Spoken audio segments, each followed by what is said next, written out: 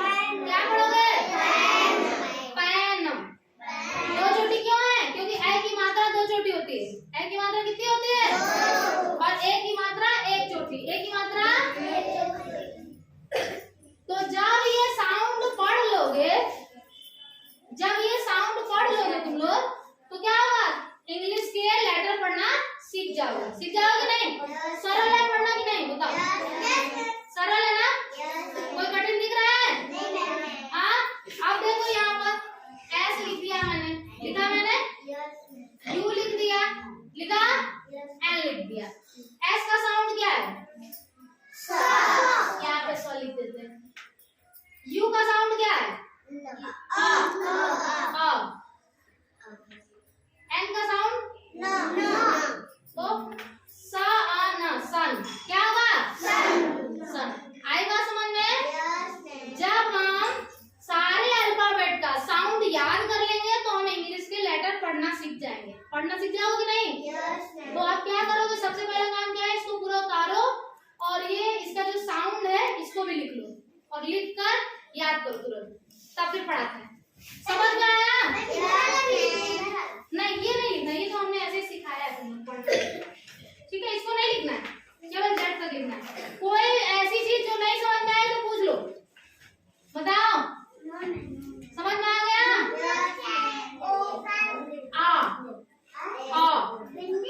बिंदी नहीं है, ऐसे साउंड ऐसे पढ़ते बेटा, बिंदी तो नहीं, बिंदी होती तो पढ़ते।